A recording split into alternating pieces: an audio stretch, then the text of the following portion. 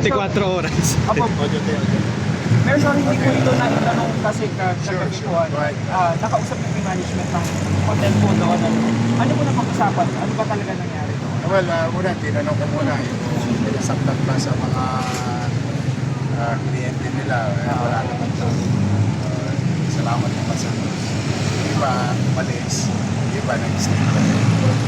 Now it's being investigated kasi may mga ginamit na molotov. And there was a report that initial report lang naman yun. Pero napatunayan na ng bomb squad na wala iba pang materials. Opo. Mayor, kasi may mga sinasabi sa Facebook. Ito, kailangan lang naman ito i-clear. Kasi mayroong mga videos na kumakalat sa Facebook na mayroong dalawang may baril na pumasok doon. Yun daw yung nag-spark ng gulo. Meron na po bang information na binigay sa inyo ang Manila Police District regarding that? Ang pagulo sila. Wala na, kahit sino tanongin mong tao, sila magulo hindi police. Okay. Sila silang kabahan. Total sila gumawa niya. So, ibig sabihin po, sa madaling sabi po, isa pong sibilyan at hindi po part ng pulis po yung may dalang bitbit na baril doon pagpasok sa loob ng hotel. Pagka mayroong ganitong deployment, bawal ang civilian ng police. Lahat uniformado yan.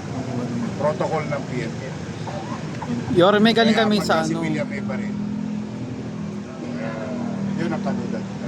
Opo. Yorme, galing kami sa MPD. Andun yung ilan sa kaanak ng mga minor de edad na syempre gusunduin nila o gusto nila makita yung mga naaresto nila o nahuli nila mga kaanak na ng gulo, no? Yung iba nakikiusap na walang pampiyansa. Ano masasabi ni Ron? Na parang, Yorme, baka naman, baka naman pwede natin gawin dito.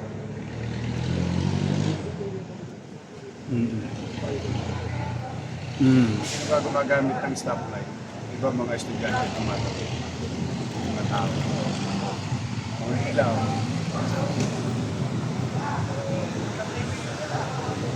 Kung naging mabuti silang magulang, dapat hindi nila pinabayaan yung minor de edad nilang anak. Lagi sa uli ang pagsisisi. Ako hindi naman nagkulang ng paalala. Oo.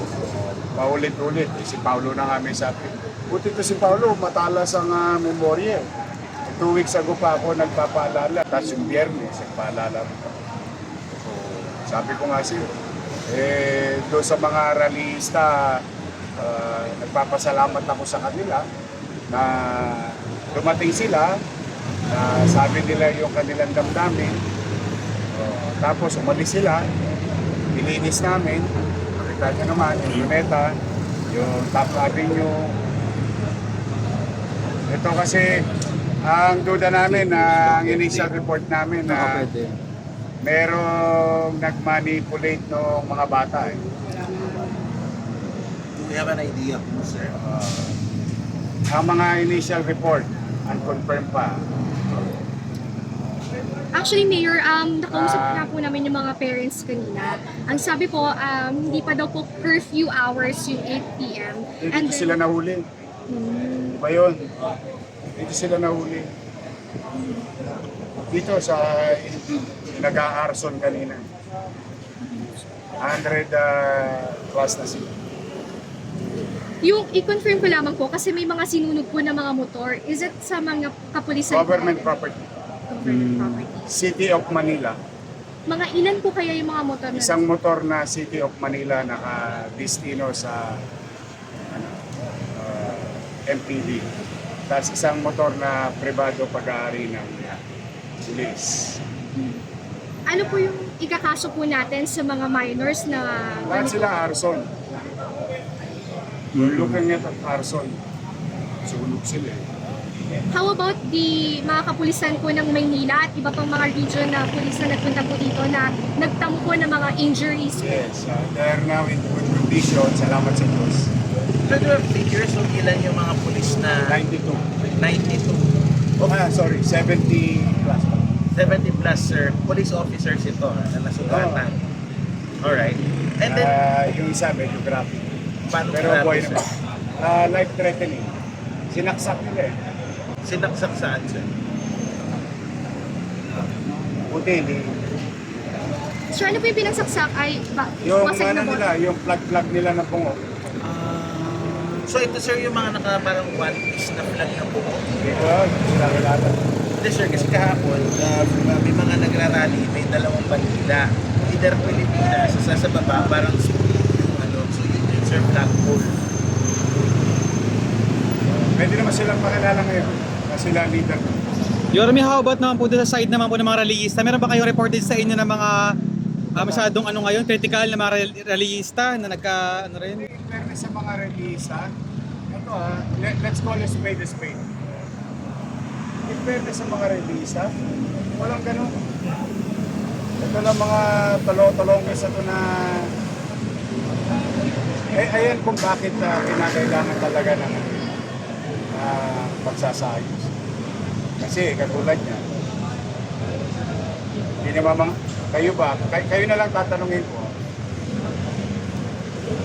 yung mga nagsunog dyan, paborito ng sila, rallyista ba yun?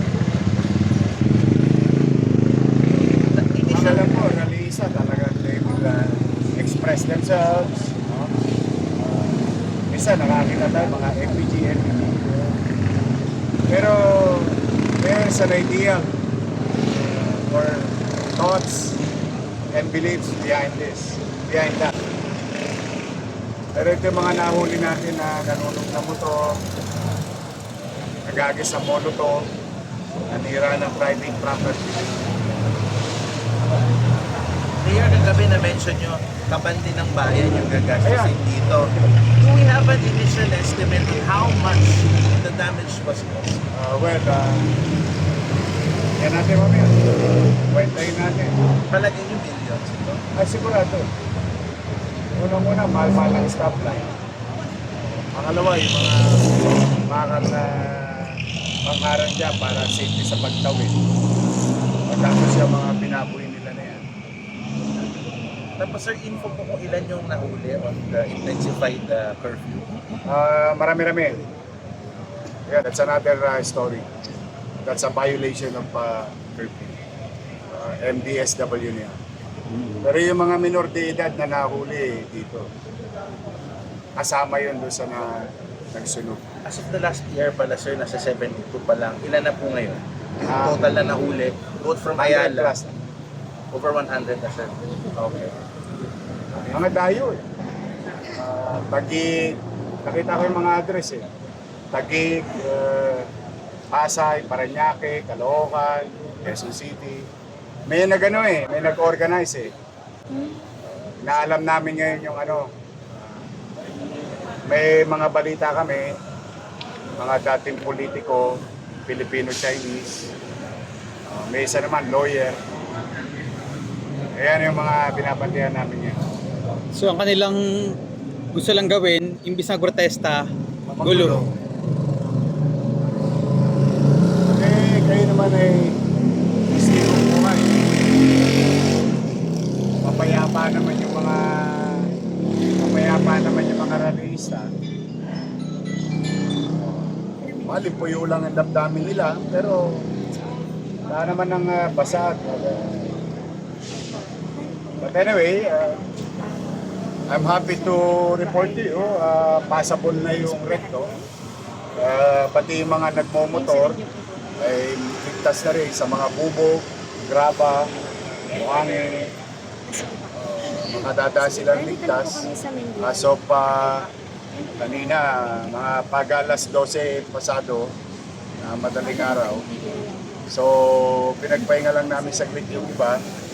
Now, we are resuming our fixing. Sige po, magla-live natin.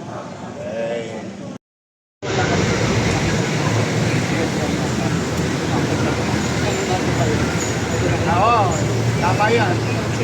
Oo, tama yan. Jerry, talagang kahit pa na po'y mag-usap.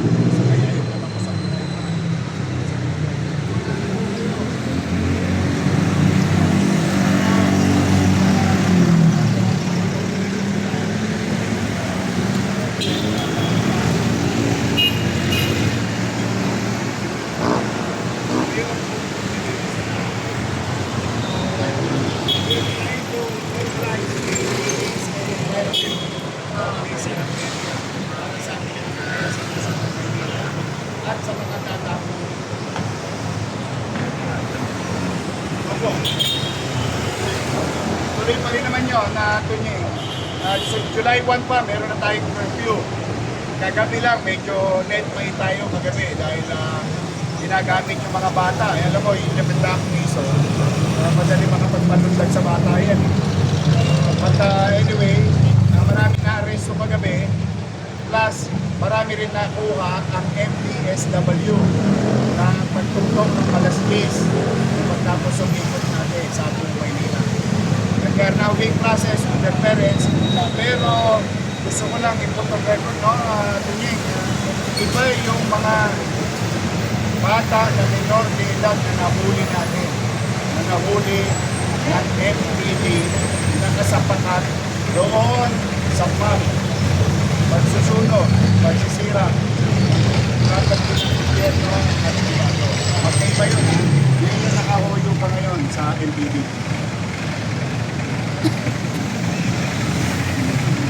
Mag-ingat kayo, Tunying, Jerry, at sa mga magulang ulit, malatag nyo ngayon. Mayapa na po dito. Kaya nilinis-linis na lamang po kami.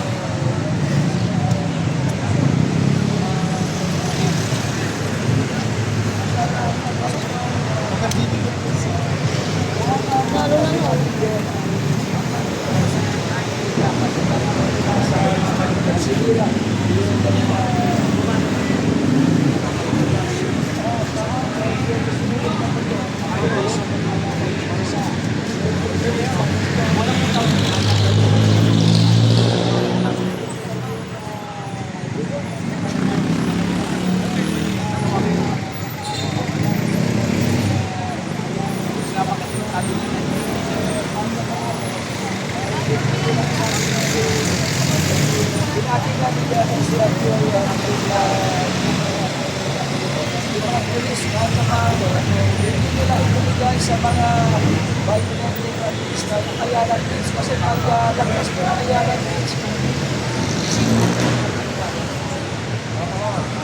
yan po na nangyari at talagang nangyari ay may tawag na mga pulis malakanya ng target kaya susunod dito kaya yun yung kahit na lang ang ginawa at nangyari kahit na nasaktan yung mga pulis napaka-bunihan ko rin yung maximum sirasaktan ng mga pulis yan lang yung napanood natin sa mga sumusunod ko na yung mga nawa sa kita yung ari-arian kaya yung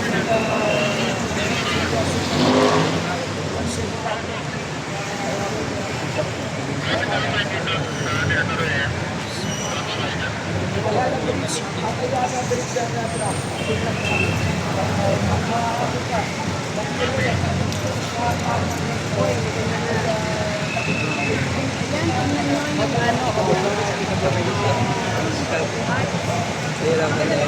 ayun o, taas. Ilaw yan. Yan.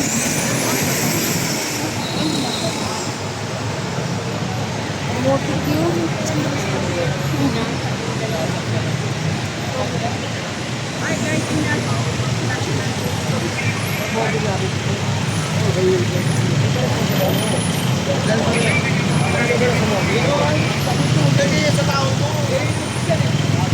Ayun o, sa National Bookstore naman o.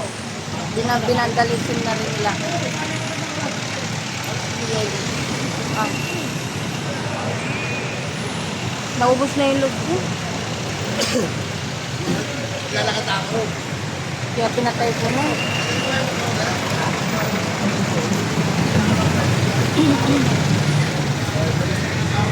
May MB ka pa ba? Sindan mo nga ako.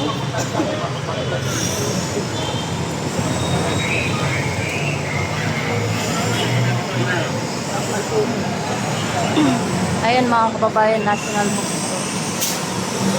Hindi rin nakaligtas.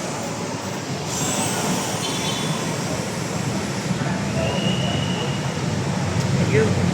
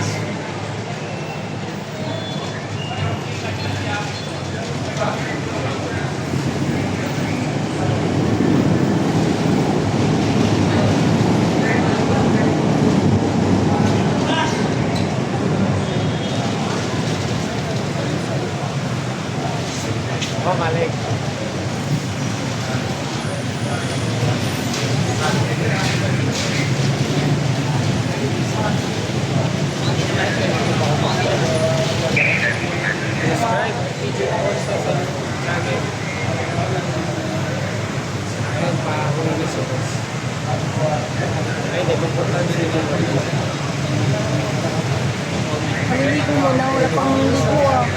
Wala pang ligo si Yorme, maliligo pa yan. Tayo maliligo. Maliligo, parang fresh pa din. Hindi baka makahanap din tayo. Dito. Bingo jump. Jackpot boss.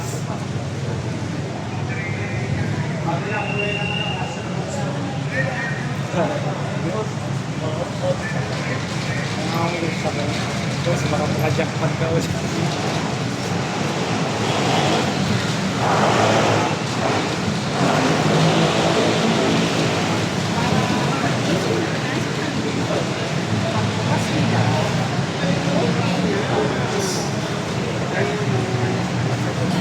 Magugulat yung National Bookstore. Uy, nawala na yung ano dito ah. Di ba? Matutuwa sila. Direk. Si Direk po yan. Pag-isip nila, wala na yung bandal. Yes. Mako, ulit ang nilang tawag din. Roll up ba? Tawag Oh yan. yes, roll up. So, ginaulit ang roll up. Yes.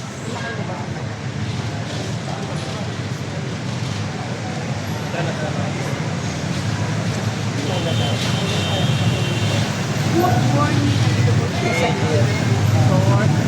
Along recto po tayo. Ayan, pinapa-pinturahan na po ni Yorme kasi wala silang pinalagpas at National Bookstore. Dito sa Rosio.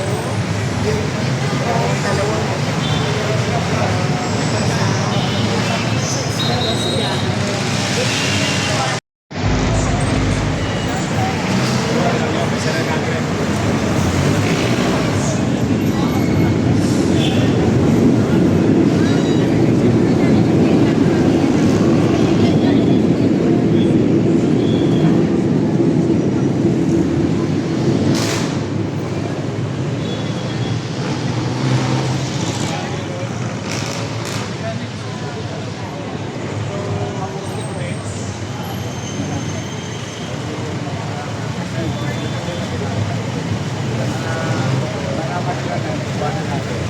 Para mamaya babalikan mo.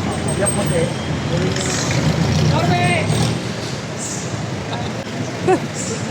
Nakakagulat eh. Biglang liko eh.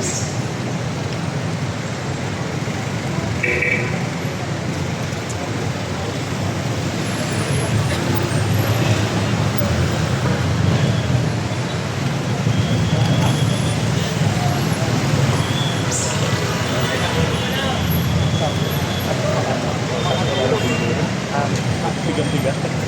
Maliwalas para sa inyo.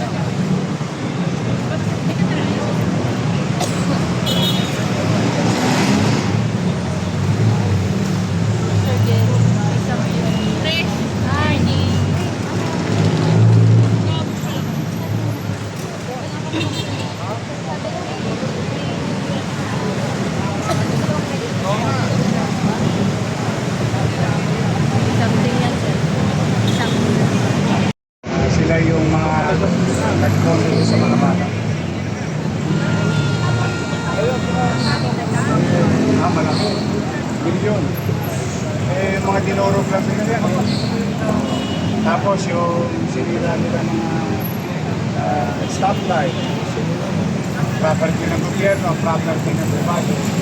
Nakausap niyo po ba yung mga na-aresto? Fiscal na makakausap nila na few hours. Ano may injured? Yung mga injured na release na buwan na balik na tao.